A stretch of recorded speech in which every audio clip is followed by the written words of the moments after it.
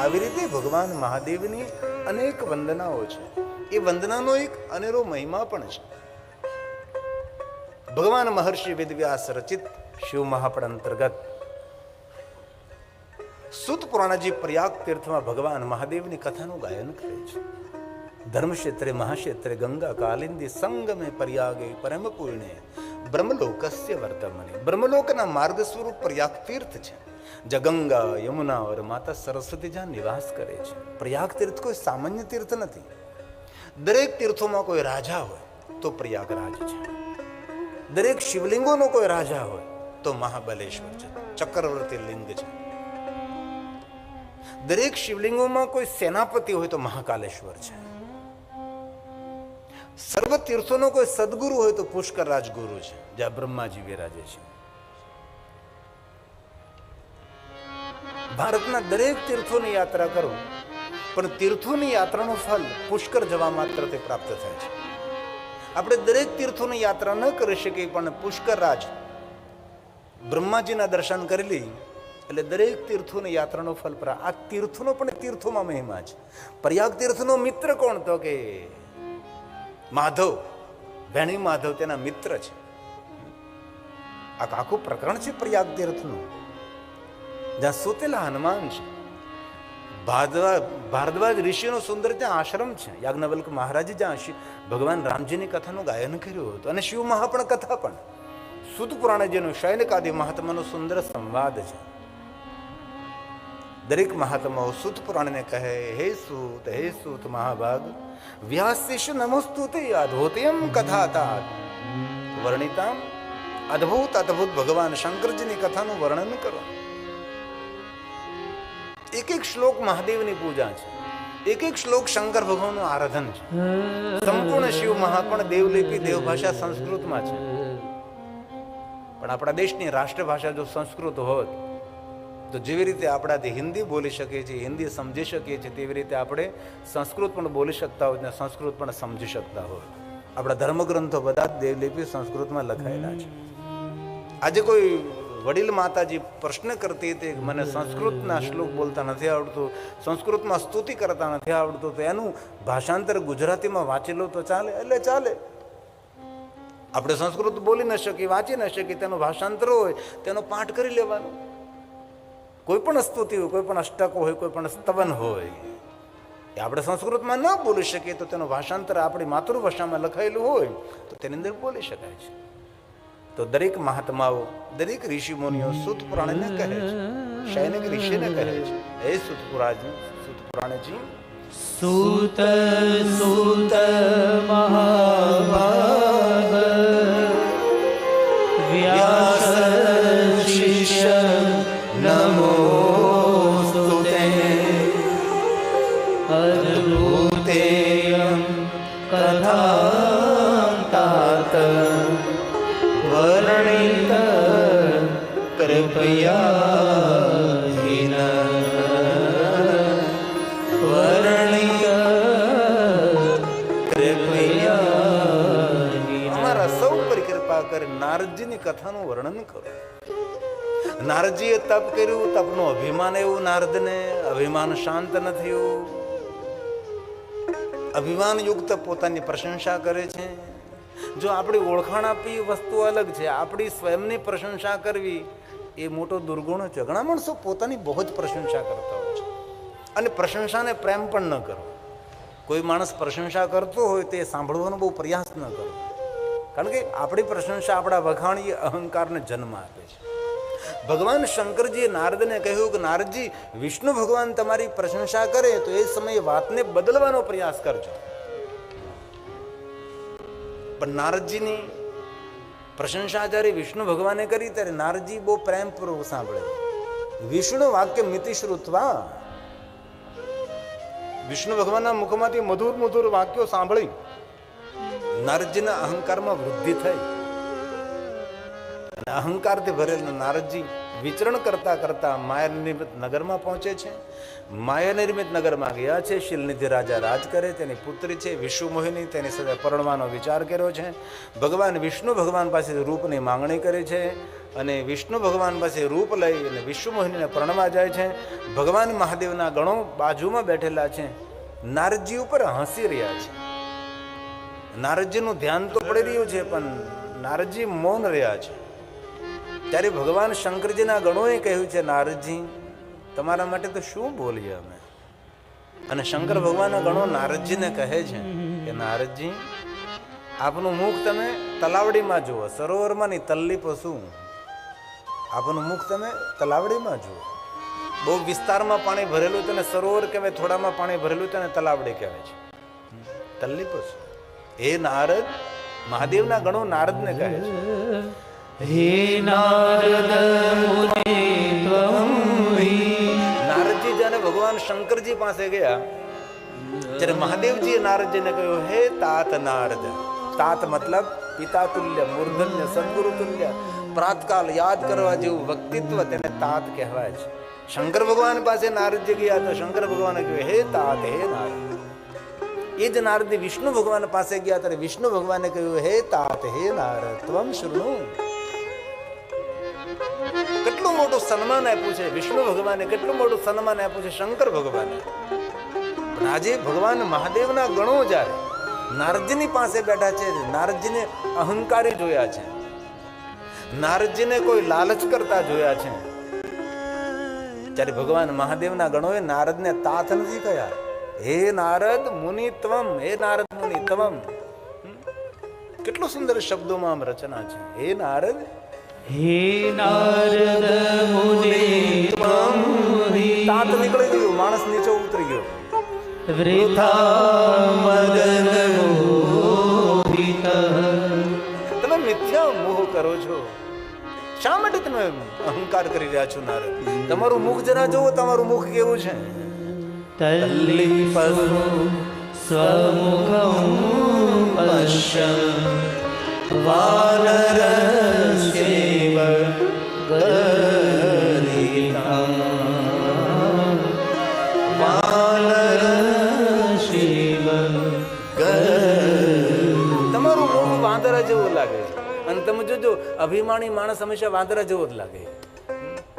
એ આમથી આમ ગુલટી ગુલટી મારતો હોય છે. વાંદરા જેવું શા માટે ભાઈ? અન્ય કોઈ જેવું મુખ ન બનાવ્યું. નારદજીનું મુખ વાંદરા જેવું કેમ? કારણ કે અભિમાની માણસ તમારે જો એ વાંદરા જેવું જ દેખાય છે. એ મોટા મોટો દુર્ગુણ છે. ઘણા માણસો ઉલટી ગુલટી કરતા હોય, આ ડાળીથી પેલી ડાળી અને આની હારે બેસે, જ્યાંનો બધી વાતોનો ખજાનો પહોંચો આ ટુકડીમાં જઈને કહે, આની વાતનો ખજાનો પહોંચો આ જઈને કહે.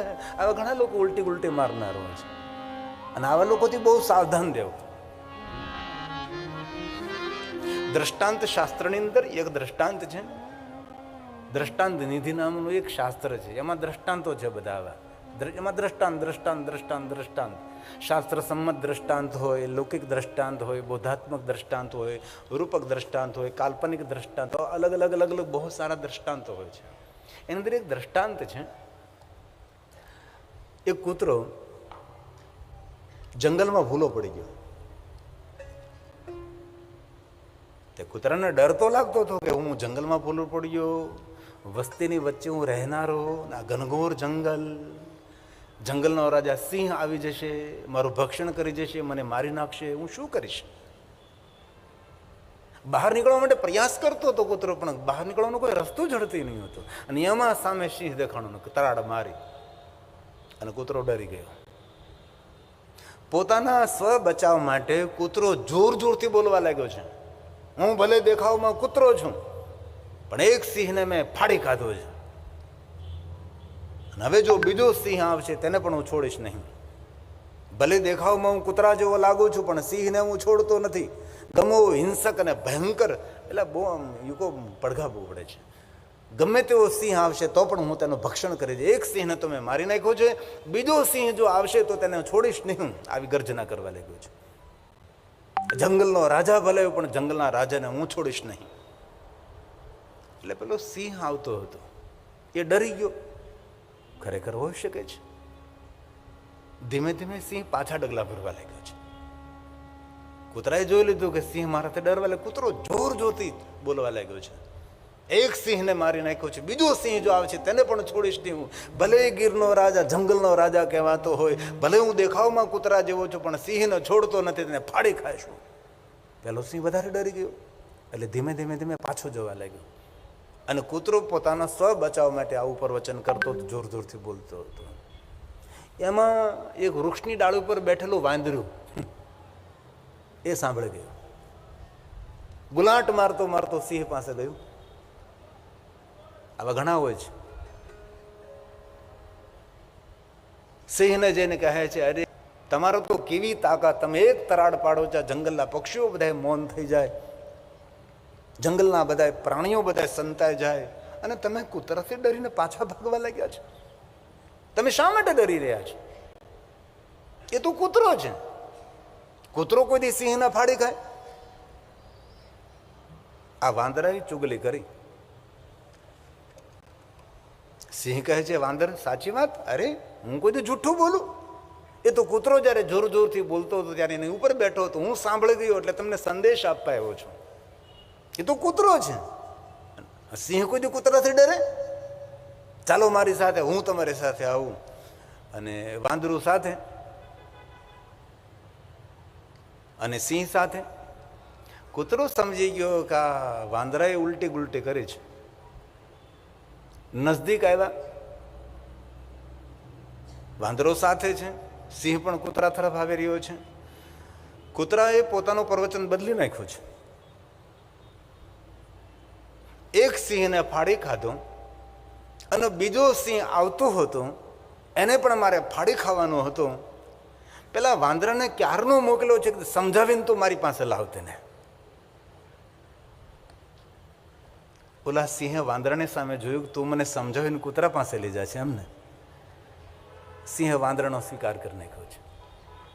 તેથી ઉલટી ગુલટી કરનારા માણસોથી સાવધાન રહેવું. તલ્લી પશુ સ્વમુખ વાનર.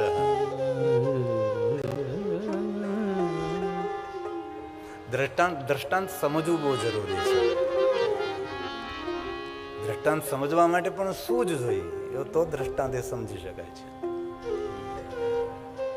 દ્રષ્ટાંત એટલા માટે હોય છે કે માણસની દ્રષ્ટિ બદલે, એટલા માટે દ્રષ્ટાંત હોય છે.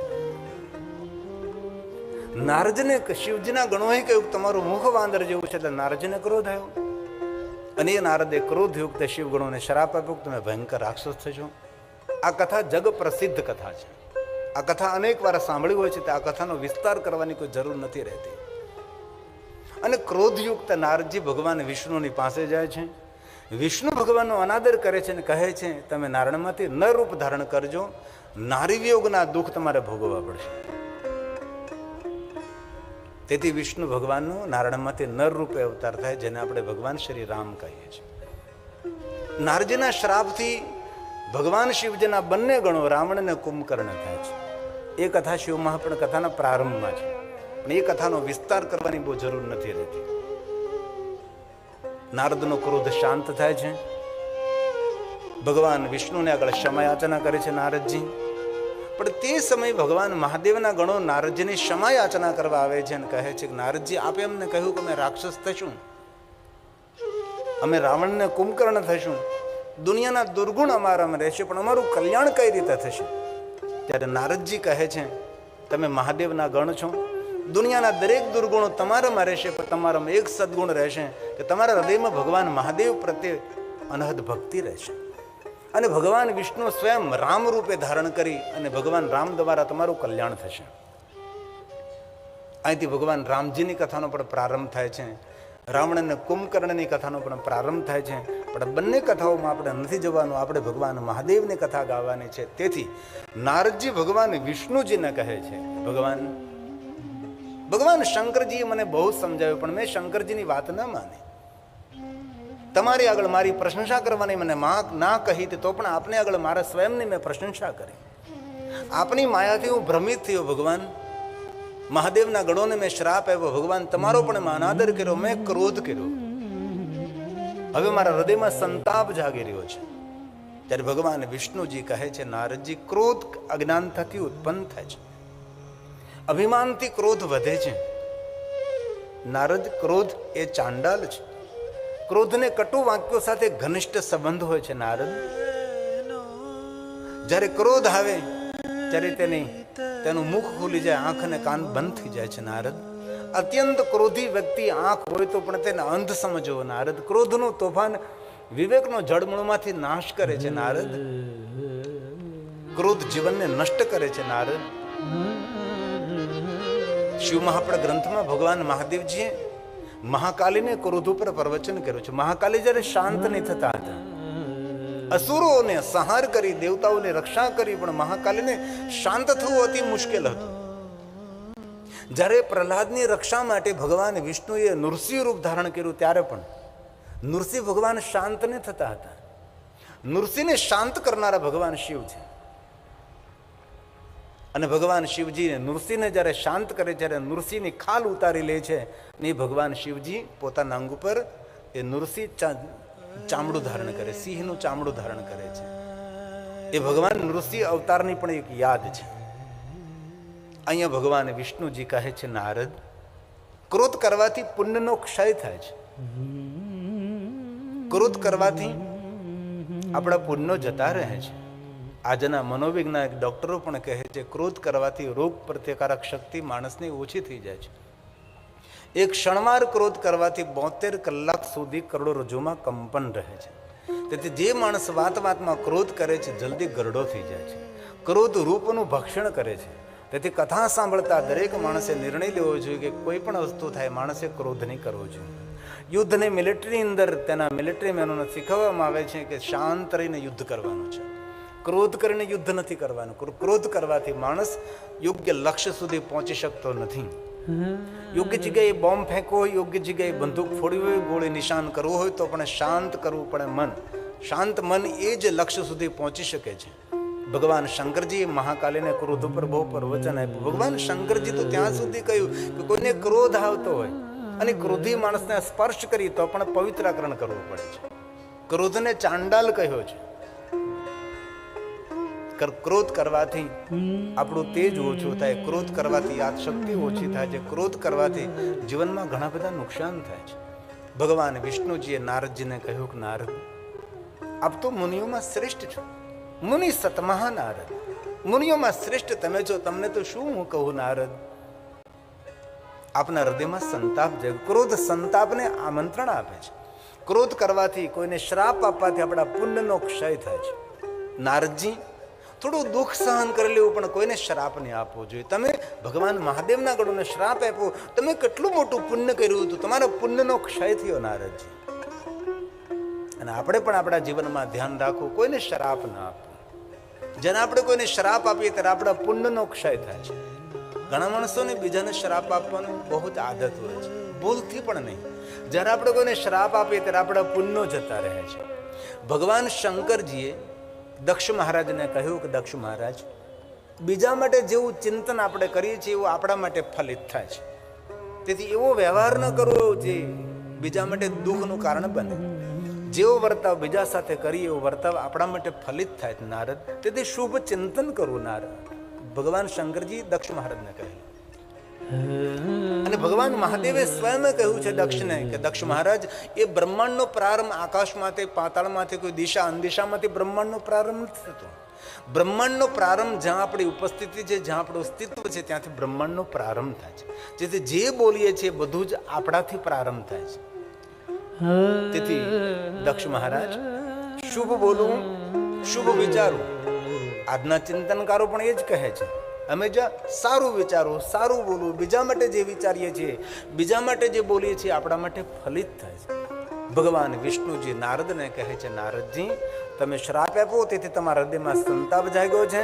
તમે ક્રોધ કર્યો તેથી તમારા હૃદયમાં સંતાપ જાગ્યો. હવે સંતાપમાંથી તમારે વિશ્રામ મેળવવો હોય તો હું તમને સુંદર સુંદર યુક્તિ દેખાડું છું, તમે ધ્યાનપૂર્વક સાંભળો. ભગવાન વિષ્ણુજી નારદજીને સુંદર માર્ગદર્શન આપે છે. નારદ,